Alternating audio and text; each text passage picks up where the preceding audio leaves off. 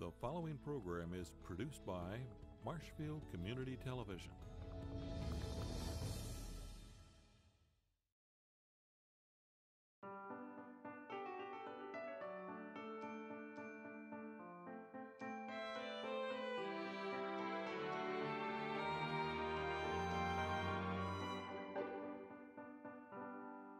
Welcome to another episode of Cooking with Ruth. Today, as I promised 10 months ago, we have some special guests on the show.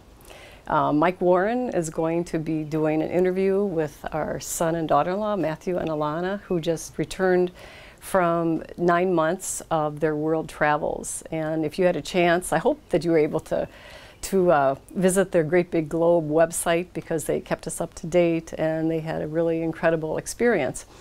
So I'm going to let Mike take it away as he does an interview to find out, how they survived their 9 months, and then we're going to be cooking a main entree from Turkey. So Mike, here you go again. All right, thank you, Ruth. Well, we are here with Matt and Alana Elderbrook as we continue our discussion now about, as Ruth said, their trip, well, around the world. Imagine dropping out of the rat race and spending almost a year traveling around the world. And that's exactly what our next guests did, as Matt and Alana join us once again. Welcome back. Thanks. Thank you for having us back. All right, so just to kind of recap, we did a show last, was it October? September? September. Yep. Last fall, you guys were getting ready to embark on a journey essentially around the world. And for about 9 months, as Ruth indicated, so you guys have been back for a little while now? Yeah, we've been back for just about a month. Okay, so you got back in June? Late June, yeah. Late June. Yeah, late June, and yeah, like you said, after about 9 months, so it was kind of nice to be back into familiarity again. So, yeah, welcome back to civilization. Exactly, but basically, yeah. Nice to have you back. You made it safe and sound, basically around the world. I guess let's start there. You guys decided last year you were going to quit your jobs and go traveling the world and see some sights and have some adventures. And how'd it go? Good, yeah. So we made the decision. It was kind of now or never, with the ability to go travel, see a lot of places that we otherwise probably would never have gotten to, with the the way that America is structured with vacation and holiday time away. So started over in Asia, and then worked our way through Africa and into Europe until finally making our way back home. So it was a lot of fun, saw a lot of sights, and a lot of memories were certainly had. All right, so basically September to June, and now here you guys are. You started out in Tokyo? Tokyo, yep, flew into Tokyo. Absolutely. All right, so I don't know, we're not going to get too specific about some of the spots, or we're not going to spend a great deal of time on, okay, you went from here to here to here, and then where. We're going to more or less give an overview of the trip. I guess I'll just start by asking, was it worth it? Was it worth the time? Was it worth the money? Was it worth, basically being joined at the hip, stuck together? It's not like you can go to the other end of the house or something if you have a disagreement, so we'll get into that maybe too, but you survived, and overall, was it worth the experience? Oh yeah, it was totally worth it. Just being able to be gone that long allowed us to see certain places way more in depth than we ever could in, say, 10 days vacation. There's, if you want to go to Asia, it takes 2 or 3 days just to get there. So you really can't do that in 2 or 3 weeks. It's just not worth your time. But being there for 5 months, we could go anywhere we wanted. We could spend as much time as we wanted in certain cities, and we really got a good feeling for what it's like to maybe live in Asia. Yeah, and same here. In terms of was it worth it? It absolutely was. From a monetary standpoint, certain portions of the world, in fact, pretty much everywhere except for Europe, was cheaper than had we been still in the U.S. And that was with jobs. Here, having money come in. Without having that, we still found ourselves, saving money while being abroad. So. Our, budgeting wise, we kept, very close, close eye on our books, and in the end, it actually was a little bit cheaper than we thought in most places. We certainly still wanted to have some fun here and there, but yeah, I think Asia, where we started, was a bit of a culture shock, just with the day-to-day life and goings-on in a lot of the places we were. But I think it was certainly worth the time, the money. We're still together, so we're still talking, which is you know, a good sign. We were able to stay with each other, like you said, day in and day out for pretty much 9 straight months. So yeah, I think it was good for us, and kind of good for our maybe state of mind, you know, coming back now to the U.S. So I guess, you know, you get it out of your system. Is this a once in a lifetime thing, or is this something you would consider doing again? You know, I would do it again. I would do it again. Okay. But I think moving forward, we're going to look at some shorter trips. This fall, we're planning to go out again this fall, but just maybe for a couple months. Maybe not the whole world. Yes. I mean, scale it back a little. Okay. So, okay, just to recap, Asia, Africa, Europe? Yes. Or parts of all 3? Yep, parts of all 3. Yep, certain countries. I think we hit a total of 22 countries in 9 months, and then I guess making our way back to, you know, U.S. and North America, we would have hit 4 continents in that time frame. So. I was going to ask you about some of the statistics. So those are a couple. Any other sort of numbers jump out at you when you sort of tallied everything up and looked back on the trip? What other numbers sort of jump out at you in terms of miles covered or things like that? Did you keep track of that sort of thing? We did. We're still tallying up the absolute numbers. We tallied up country by country. We talked about how many beds we slept in, or tents, or airports. Probably a few too many airport nights on the ground. But a lot of times, you know, when you're doing this travel, because you have that flexibility, that's a good way to try to save money, where if you have a vacation and you're leaving on, you know, this certain date and you arrive back home on another one, those are your days for flights. But if you have a little bit of time and flexibility, you can pick other days of the week. And unfortunately, some pretty rough times for departure and arrival times. So yeah, it was very interesting to find those numbers from a cost standpoint. You know, as I mentioned briefly, you know, budgets usually came in a little bit under what we thought, you know, it was going to be. Yeah, we certainly had a few areas that I guess we didn't assume what was going to happen did. And you know, from a statistical standpoint, I think when we do get our final post together, it'll open some eyes to what I guess long-term travel can really be about. Yeah. So do you have a number? Do you want to give us the number? Sure. How much did you spend? I can tell you we averaged just over $100 a day. Okay. So is that more or less than what you had figured? Our goal was $100 a day, but that was we picked that as just a goal for that matter. But it wasn't something that we were going to be absolutely strict on. It was going to be, you know, we think a lot of the world we can do that or less, whereas other parts like Europe might be more based on strength of the euro and pound and things like that against the dollar. But I think our total amount, again, you know, like I said, that was probably the one figure we do have tallied, was 9 months, 273 days on the road, was about 31,000 US dollars, which again was, you know, a little over $100 a day. Right. So, I mean, not bad. Not bad. It is a big number when you say it all at once, but again, yeah, when you break it out in terms of what the U.S. cost might have been as opposed to being on the road, yeah, it was, you know, basically a cheaper cost of living, which was interesting. But we certainly had to save a lot in advance to make it a reality. All right, so this is a cooking show, so maybe let's get to the food part of it, because I know last fall that's kind of what we initially talked about too, that was going to be one of the highlights, because these are cultures and parts of the world that, I mean, when it comes to food, that's really what a lot of their culture revolves around, and I'm sure you experienced some of that on your travels.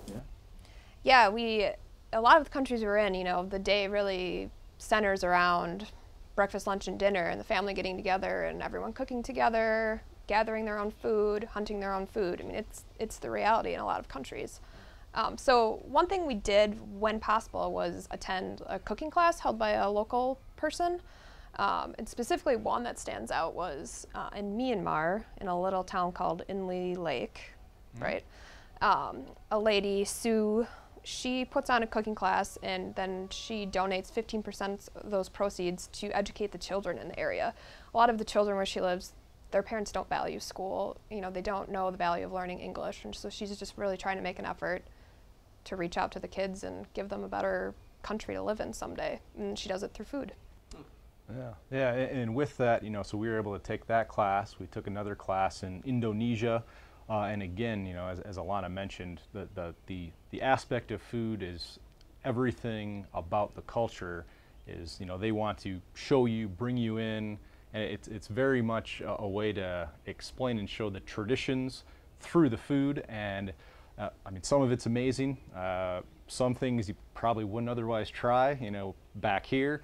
But it was very interesting to see that, you know, the way that the effort and kind of the love and the caring that they put into their food and their food prep, and then to just give it away and to welcome people in was you know, quite the experience in a number of different countries that we were able to have that. Yeah, and I know your mom made a few dishes while you guys were gone on the program to maybe just highlight, to sort of coincide with your trip, maybe where you had been or where you were going to be. I think during the course of that 9 months, we saw some of those culinary highlights on this program. Yeah, and one of them came specifically from one of the cooking classes we took in Bali, Indonesia.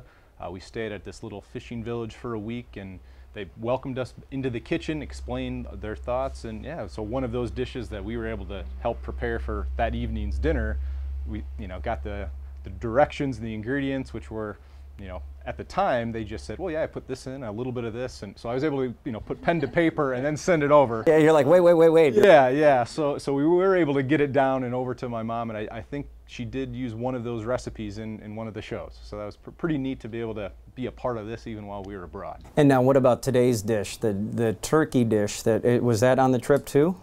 Yes. See in a little bit here. Yeah, we actually spent a month in Turkey house sitting, which is kind of an interesting way to save money on accommodations, but also get a great feeling for what it's like to be a local. So we went on a day-long boat cruise on the Mediterranean, and which included lunch, and one of our favorite things was these little Turkish fritters that they made. So we found a recipe, and we're gonna make it today. Okay. Cucumber, onion, you know, various spices, but all things you can find in the U.S., which I was going to say, it sounds very Mediterranean. Yeah, I was going to say very, very authentic. You know, they cooked it right on the boat. They just had a little grill on the back, and yeah, it was a, you know, wonderful day, wonderful lunch, and yeah, we're happy to bring, you know, that recipe to the kitchen here. Yeah, and this is stuff people can, you know, once we give them the idea, the know-how, they can make it again and again, and you can bring that part of the world here to the U.S. Yeah. So you don't always have to go out to eat internationally. Experience that kind of, okay. What were some of the other highlights? What else stands out to you? Maybe, I guess either from the food side of it or just generally. I'm sure there were a lot of those kinds of highlights where you'd say, boy, I'd never think to try this or make this back home, but it's part of your culture, so we're going to, you know, when in Rome kind of a thing, and let's go for it. And it turned out to be a really great experience and maybe a memory that you won't forget about the trip. Yeah. Well, from a favorite country / experience / food that I was able to enjoy, you know, portions of Africa. We hit 8 countries, kind of on a little overland trip through Africa. One of which was Namibia. You know, beautiful sand dunes. You know, kind of just very different landscape. Certainly nothing that you'd see in the majority, if not anywhere, in the U.S. And you know, that was something that I'll never forget. Part of that, you know, within one of those other African countries as well, we were able to be invited out to a meal with the local village kind of head family. There's about 15 or 20 of us. We all sat down on the ground, ate on, you know, a little mat, and they cooked, you know, local greens, local beans, a local corn maize meal type of a bread. And then, you know, you eat it with your hands. It's just the way it works. And then after that, you know, the local kids in the village kind of did a dance, and we were able to get up and dance with them. So the dance, the meal, that's all part of kind of a customary tradition at that particular village. So that was something where it was, you know, you can find some greens and some beans and some things like that around here.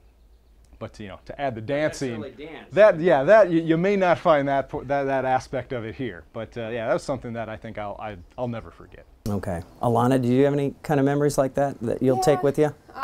In terms of the food, I gotta say Thailand stands out to me. And going there, I knew it would. I knew I loved Thai food, but I obviously never had it in Thailand. I will say the food gets better the further south you go in Thailand, and we went to a small island called Koh Lanta, where we had a couple friends from the U.S. visit us over the holidays, and they had this super small little shop called Pad Thai Rock and Roll, run by one guy. All they did was serve pad thai and fresh fruit smoothies. His kitchen was, I would say, about as big as this bench, and he cooked it all in front of you, and it was phenomenal and cheap. It was like $1 for a smoothie, $1 for a bowl of pad thai. You ate for $2. Authentic Thai food. That's, yeah, it's probably as good as it gets for a lot of people. So you mentioned the holidays. You know, interesting. We don't think about the calendar, but the time you guys were gone would cover, you know, Thanksgiving, Christmas, New Year. Mm-hmm. So those had to be some highlights along the way as well, to experience those holidays that, you know, we all associate with, but overseas. Yeah. Yeah, in Thailand, you know, as Alana mentioned, it's good lead in that we spent Christmas and then New Year's in a couple different parts of Thailand. And one area we met a different couple from Wisconsin as well, who's, you know, basically doing the same thing we did, kind of left their jobs and decided to, you know, see the world. And so we got together for about 10 days, and, you know, in terms of how other cultures handle the I guess, you know, the traditional holidays that we see here. They had, you know, some fake trees that were, you know, made out of cardboard, and it was very interesting. They had a nice park area where you could walk through, but they wanted to, you know, give everyone the idea of what snow is like. So then one day we walked out and it was white everywhere. Well, it turns out what they did was brought in bags of salt, put it all over the ground. Well, 3 days later, all of a sudden the trees started to lose their leaves and die. I wonder why. Yeah, so... And you could just taste it walking through the park. So as opposed to fake snow like we might see here, they decided salt was the best option, which was not the best option, obviously. So seeing that, you know, how to bring Christmas to Thailand or the Thai people didn't quite work out that time. Yeah, they got a ways to go in that category. It's very interesting to see, though. I bet it was interesting. So they don't really...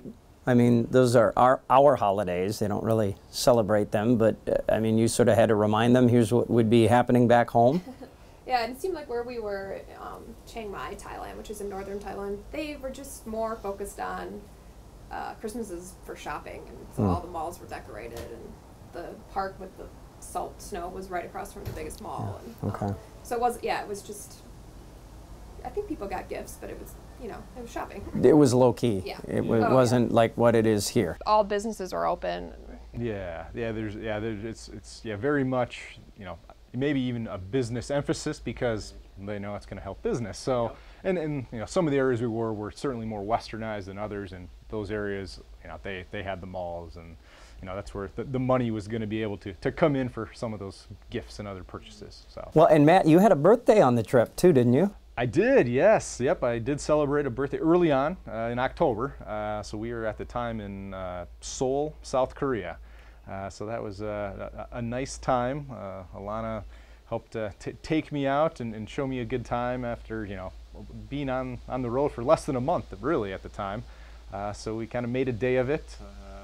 Attended a Korean baseball game. I was going to say, I saw one of the pictures on the website about, you know, that was about the time of the World Series back home, the baseball playoffs. So you guys decided to tie that in with your birthday and with what you were able to do over there, and that's kind of a neat sort of. I just kind of bridge that gap, I guess. Yeah, kind of a little taste of home, yet obviously with the international flair to it. You know, it reminded you of almost a rock concert at times. Really? During and in between innings. Music was blasting. They had kind of what I would call a super fan running on top of the dugout, basically getting the crowd to cheer, sing along. It was a very unique experience. But again, like you said, it was a way to, around my birthday, to still have a little kind of a semi piece of home, you know, while being away. So you were able to, was that the birthday present, the baseball game? Tickets to a baseball game. Yep. So it worked out, you know, wonderfully. Yep. All right, so what are some of the other highlights? I know we're kind of jumping around here a little bit, but you know, as you think back on the trip, and we've sort of covered sort of the, you know, some of the figures and the stats and where you guys were generally without getting too detailed, because there's a lot of detail there, and I would encourage people to go to the website to read some of your posts from the last 9 months or whatever, but maybe just to fill in some of the gaps. But just generally as you think back, I don't know, what sticks out? What do you take with you the most? What do you think about when you think back to the trip? What pops in your head right away? Alana? For me, I'm a huge animal lover, so Africa was always going to be it for me. And right away we got to Kenya and crossed into Tanzania, and on day 3 we're already out in the Serengeti on a safari. Day 2 we saw the big 5, which is the rhino, the lion, the leopard, the buffalo, and the elephant, which not everyone gets to see, especially a leopard. We saw everything. I mean, I can't think of one animal we didn't see in Africa. It was amazing, and the lion was from me to you, you know. Wow. It's not, you know, I mean, you're not at Wildwood Zoo anymore. Yeah. And so, Matt, I know I read you were able to sort of do some bucket list stuff with the, was it the island country of? Yeah, the Philippines. Philippines, yep. yes. Okay, Yep, there you go. yep, yeah. So we each had kind of a little mini bucket list that we were hopeful we would make it to some of these countries. So yeah, the Philippines I was able to get to. I have a Guinness beer in Dublin, which is, you know, kind of where my heritage is from in Ireland. So you got to do that. Visiting Auschwitz, which, you know, obviously is a little bit more of a somber type of a place, but, you know, that was, I think, kind of what I am going to be taking away, was those type of experiences where you're seeing a different part of the world, a different culture, you know, a different way of life, really, and to then be able to compare that to what we're used to here, you know, everything from how much something costs to what we find important in life. I think being able to bring almost a little different mindset home while still remembering and keeping in mind the life that we really do love here as well. So being able to, I guess, have another concept of what the world has to offer and maybe what other people have or do not have versus us is something that I think I definitely will not forget. I mean, you know, you go back to school and it brings those textbooks alive, and things you know, can read or see on the internet. You can't really, you know, touch them or smell them or whatever, you know, so that it brings those things to life. And yet, being away from home for 9 months probably gives you a new appreciation for what you have right here in your own backyard. So you kind of have a new appreciation for both worlds, and that's what a trip like this probably can do.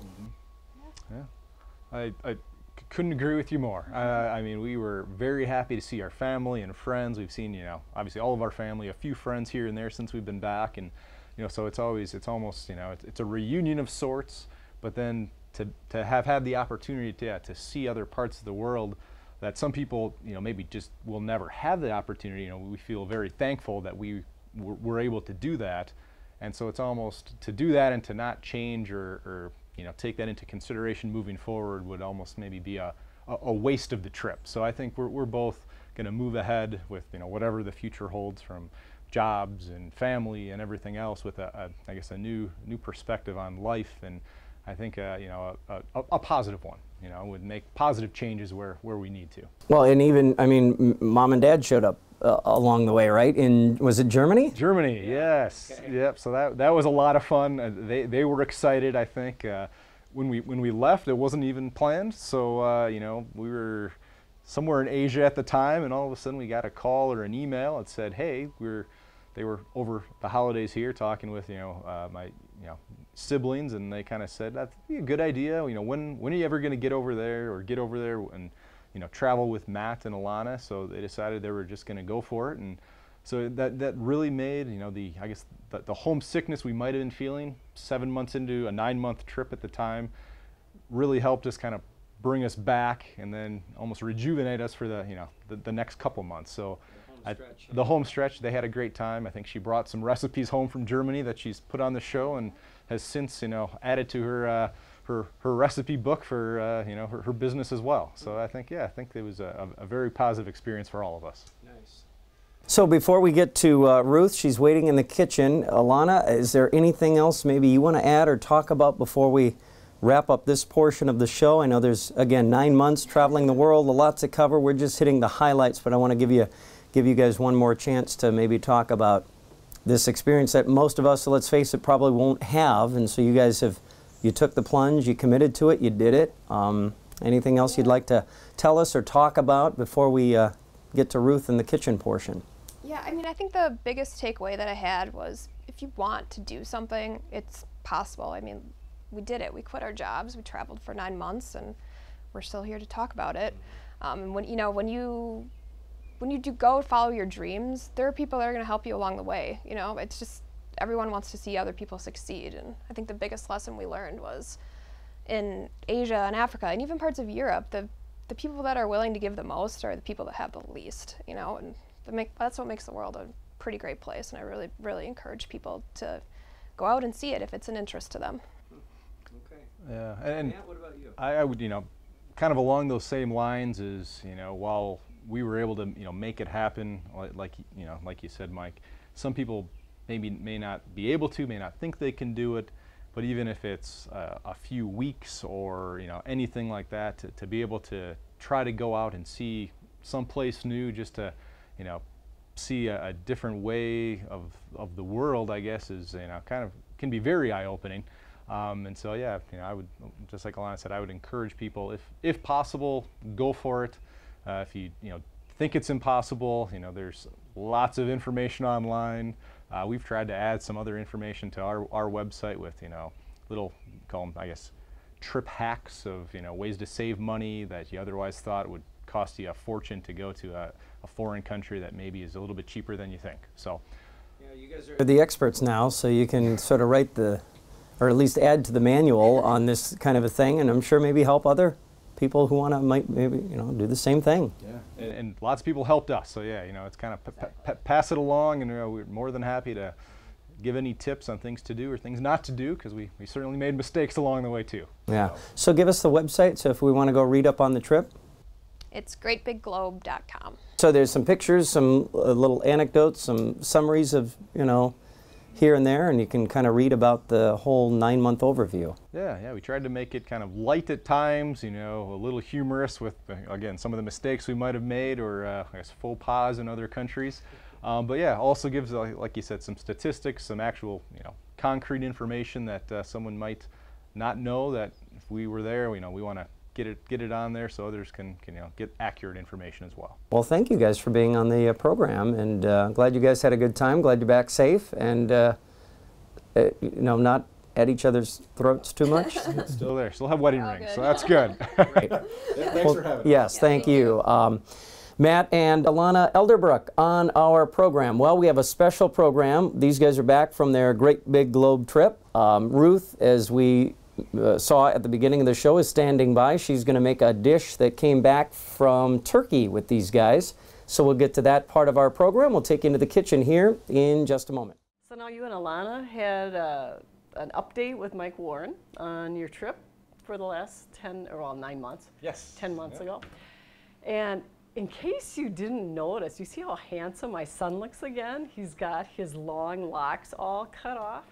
Well, it's really special and very cool, I think, because you probably would have cut it sooner, but you were wanting to be able to donate your hair. Yes. Okay. Yep. So you have actually a classmate, Kristen, who used to be Altman, Niehaus, and she owns Split Ends Salon. Yep. And you talked with Kristen, and you went this week and got 8 inches? Actually 10 plus. 10 plus inches cut off. And he is donated it to Pantene. Beautiful lengths. Beautiful lengths. I knew you should have been saying all of this, which is really cool because they primarily focus on cancer patients. Mm-hmm. And with your 10 inches that were cut off, they're going to be able to make 2 wigs from this. So, yeah. And you can credit me for the nice, beautiful, thick hair. Yes. So. And I'm much cooler now as well. Yeah. Yeah. I donated mine years ago, and it just never grew back. Yeah. So anyway, but I think that's really cool that you were able to let it grow out, and you can donate it for a good cause. Yeah, that's right. So we are making a dish from Turkey. You want to tell us a little bit about it? Sure. Yep. So it's a Turkish fritter. Basically, it's cucumber and onion based, but it's generally a part of not an appetizer, but just a side course to a main meal. Although a lot of the meals in Turkey are generally just full spreads that have a lot of small plates and small dishes that you just kind of take bits and pieces throughout the meal. So it's, basically it was just served to us when we were on a boat cruise on the Mediterranean, luckily for us one day.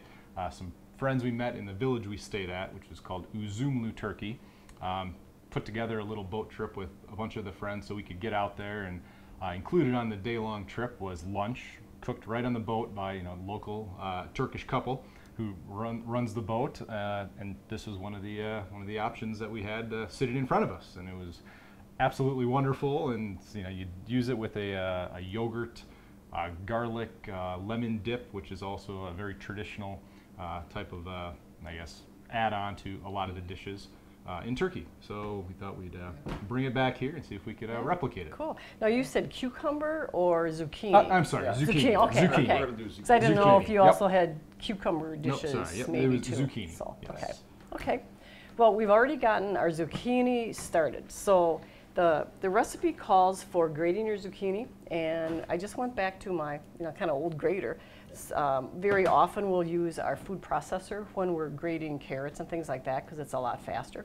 But what Gary did was he grated the zucchini, grated it in the colander, let it set, and you can top it with some I salt. put a little salt in Okay. it. Salt kind of brings the moisture out, helps bring the moisture out. So Okay. I let it sit for 20 to 30 minutes in the colander, put a little plate under it. In this case, we got a cutting board underneath it. And I'm just And, going to yeah, just, squeeze the rest out. squeeze a and little then bit we're gonna more. dump it into our mixing bowl.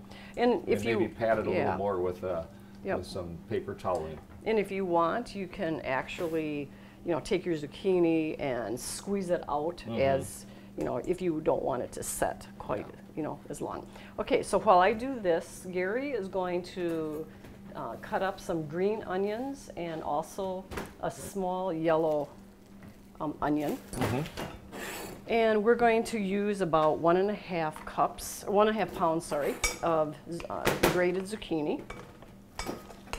And it's kind of a nice dish because it's all a one bowl deal. So you put all of your ingredients together and mix it all up, and then we'll be frying them. And Matthew's going to do the honors of frying because he did a terrific job when we were doing our test.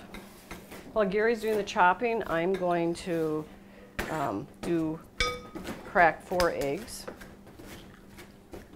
And I'm going to just chop up the green onions a little finer in either direction, like that. We've had a real benefit with Matthew and Alana with their travels because we've had a chance to try a lot of really interesting recipes, which has been kind of fun, which can also give us other opportunities with some of our catering, especially your curry dishes that we've We're going to grate it. enjoyed doing.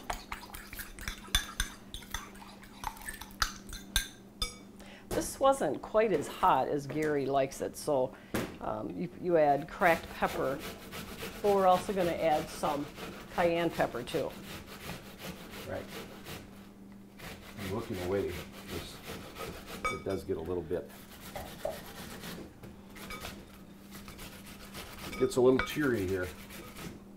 I was watching a video the other day on how to avoid tears when you're doing onions. It was interesting. I haven't done it yet. I didn't do it on this one, but you can actually start from the root side of the onion and core out the root, because the root is where the tears are.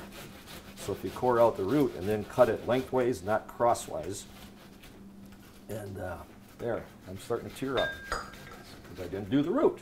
There we go. Okay. So Take we got some our of the larger onions, chunks 2 out kinds of of there. onions all set. Yep. So we are just going to put these I in. definitely did not. Oh, Is that good? it's good. Okay. Here, I'll let you use that, and then Thank you. you just need to chop that parsley. So we're going to put in about 1/4 cup chopped parsley, and the parsley actually came out of Gary's garden. Fresh picked today. And I think it says what? 3 or 4 tablespoons. So you can just chop it up like so.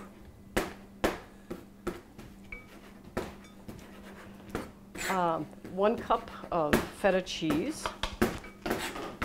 And we buy our feta cheese, and it's actually in a 4-ounce container. So it's all set to go. It's all chopped already. One Nice. cup of flour. And the nice thing about doing this recipe is you can use the same cutting board on all the things that you're chopping and dicing. And while we finish 'Cause it all this, gets mixed together. Matthew is going to get the oils ready for the frying. And it actually calls for olive oil. Sometimes olive oil can tend to burn, you know, some of your food that you fry. So he's mixing olive oil and vegetable It's got a oil. lower heating point Okay, than. that's for the sauce. That's for the sauce. Yep. You're right. We'll So do that we're later. going to do some fresh cracked ground pepper.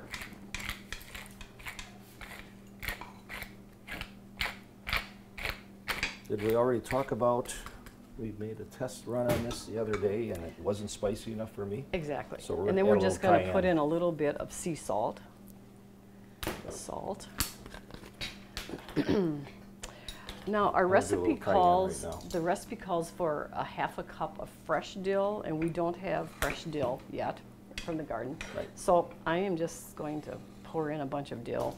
Matthew and Alana said that they found that they had a lot of dill in, that was pretty prominent in Turkey. It smells like dill. Did you increase the flour at all on the nope, recipe it was since just we have one, one and nope. a half Nope, just 1 cup. pounds of zucchini? You should maybe put a Got little more in. everything in. Or are you okay? Nope, that's good. In fact, good? I don't. It's not even as It looks- liquidy. I don't think as it was. Yeah, I think we got it a The little other night, drier. so we're When we- good. When we tested it, we didn't have that zucchini sitting for 20 to 30 minutes with salt, so that salt does bring out the moisture. Okay, So I think we're clean good. that off. I can clean that out.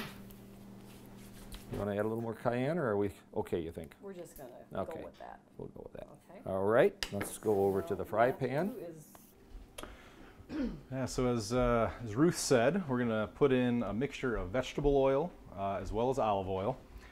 It probably was the amount of 1.5 to 2 cups total, but depending on the size of the pan you're frying with, about 1/4 inch is what you're looking for on the bottom of the pan. And then in terms of the amount, make sure it's hot. I start on high, and then as it's going, the oil will keep its heat, so then you can just turn it down as you're continuing to fry. So once it's good and hot, you're going to take heaping spoonfuls, heaping tablespoons, and you just drop them right in the oil, and you'll hear it start to sizzle just a little bit, and you'll see it around the outsides. With this particular pan, you can get 3 to 4 going at a time. So we'll get those down. Can I interject one thing? Mm-hmm. Do you know how you test your oil to see if it's hot enough? The end of a wooden spoon. No, I was taught that you can just put in like a little bit of water, like a drop of water, and if Okay. it kind of splashes up and Then you can do it. explodes, then you Okay. know it's hot. I was going to say, another way I learned as well is if you put the end of a wooden spoon, spatula in it, Okay, and if it bubbles up around the wood, then you know it's hot, That's it's hot. hot enough as well. good.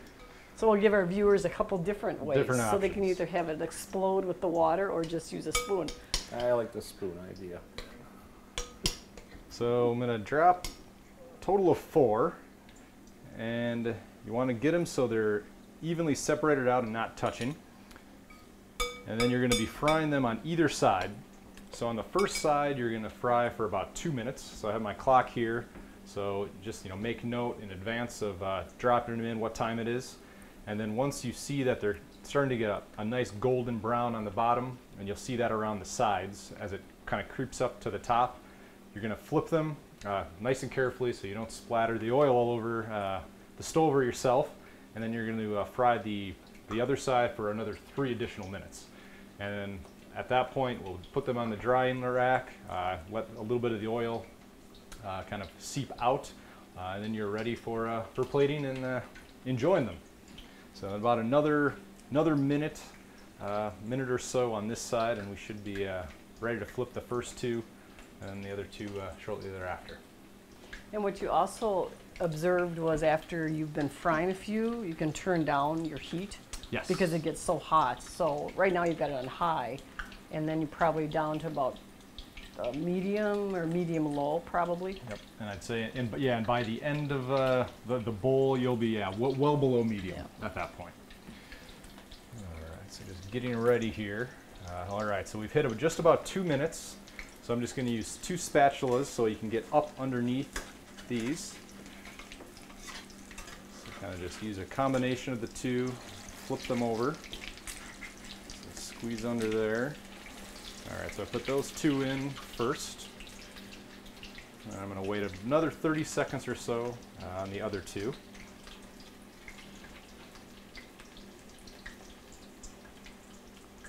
And it's a nice light flavor, especially with the zucchini and the onion. Pretty much everything that goes into it is fairly healthy, even with the feta. It's one of the lighter cheeses out there.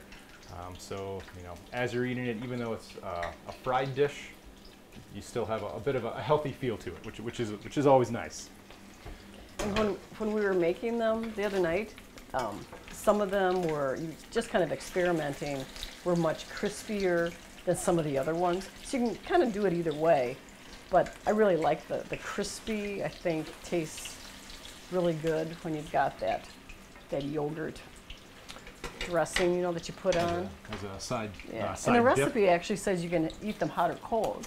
Yeah, and too. when we were on the boat during the lunch hour, as I had mentioned, there's quite a spread of food, and so they had cooked everything well in advance.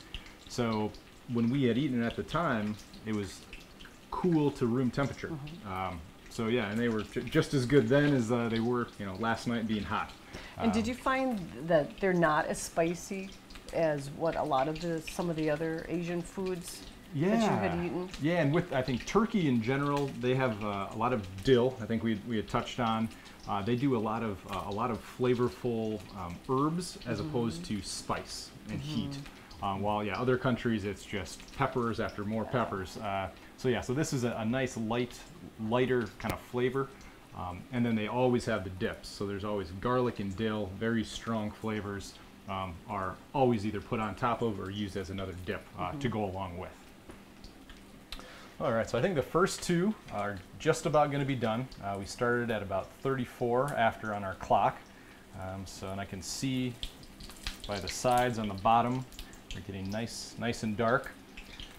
So again, about 3 minutes on the second side. So these 2 are going to be done here in just a moment, and then the other 2 will be done shortly thereafter. And then if you decide to leave your oil on a hot heat, then certainly take down your 2 minutes and 3 minutes. By the end, you could be down to 1 minute and 2 minutes per side potentially. But we just recommend bringing the temperature down, and you're going to be better off. All right, so I just lift it up a little bit, let some of the oil drain out in the pan. You can put them on the drying rack. And we have just a cookie sheet with the paper towels. You could also use a cookie sheet. No, a cookie, A screen. a cooling rack, like a screen too, if you wanted to. So I'm going to start putting the next batch in as I'm taking these out. And you can already see it's going a little bit faster, so I'm going to turn that down. And then the next 2 are going to be ready to come out now.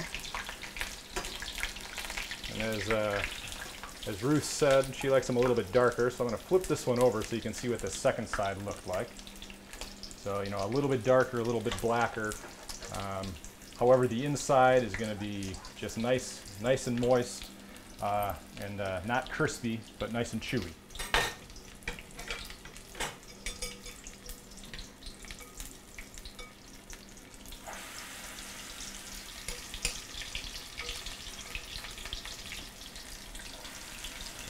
So our recipe actually said that you could get 6 servings out of this recipe, but I think these are actually a little bit larger than what we had made the other night. So it all depends also how large, the size that you're looking for. But yeah, and while in Turkey it might have been, what you would consider a side dish, you could easily turn it into a main and just make them a little bit bigger and serve yourself a couple of them, a couple larger ones, and then it's a main meal as opposed to just on the side of a protein if you're looking to maybe cut back and just go with veggies for a night or something like that. So I'm just going to grab a plate.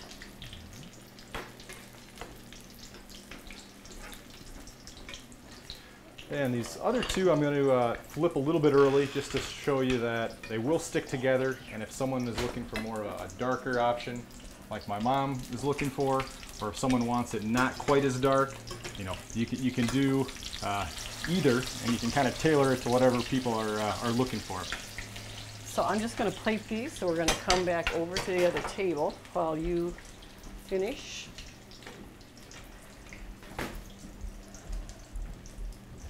We have a Greek. little accompaniment, if you Right. will. of So the it's a Greek yogurt, and you can just put in maybe about a teaspoon, couple of teaspoons, a tablespoon, really however you want the flavor. It So doesn't really matter. It's some really lemon. kind of put it together how you want. Couldn't find Turkish yogurt, so we had to go Greek yogurt. yes, yes. Okay. Okay. That, stir that up. So we're just going to stir this, and then you can actually either put it on the side of your fritters, or I'm gonna get some more. top them. A little bit Extra. more yogurt, maybe. I think that's kind of juicy. I'm gonna get some more yogurt. You get a spoon.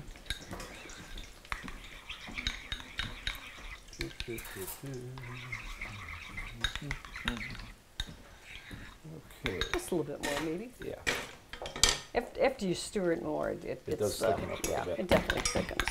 Okay.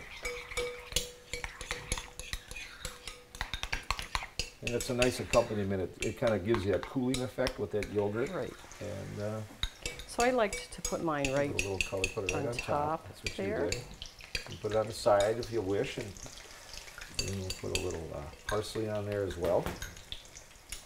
And just a little bit of parsley on the side of our plate. So really all we had, because we had it for a main, or kind of our main entree, we just served it with a nice little green salad, which was really just greens with some Caesar salad dressing, homemade Caesar Right. dressing, and a glass of wine or whatever beverage you Or I like. think I had a porter with it Yeah. last night. And so, it's all set to go. yeah. So we're gonna get our Alana over here, since she was kind of in the background. She wasn't doing the cooking, so she gets to do the tasting.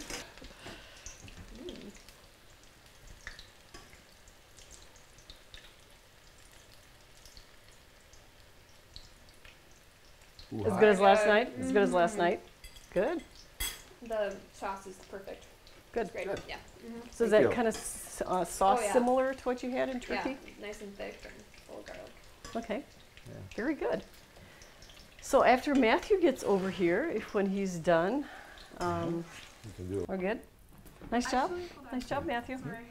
I'm gonna pan out and do it. Okay. Okay. You can start whenever. Nice job, Matthew. How does it feel to be back cooking in the United States again? It's good. It's good. You don't have to eat every meal out again. You can actually Yeah. have access to a kitchen, which we were very much craving for, the last 9 months. So I this bet. is a good feeling. Yeah. Yeah. Well, very good. Good. Well, we're happy to have you back and cooking, and so we're going to enjoy some more curry and some other different entrees and things that you've kind of learned to make when you were on the road. So yeah, and more pretzels. Absolutely. Definitely. That's a must. And we learn something new every time someone else helps us. Like today I watched you how you took 2 spoons or spatulas to flip. One time I was doing it on a different show and I was trying to turn it and flip it without getting grease and splattered all over. That's true. Perfect. So anyway, I hope you enjoyed this episode of Cooking with Ruth and Cooking with Matthew and Alana and Gary. It's been fun. So until next time, happy cooking.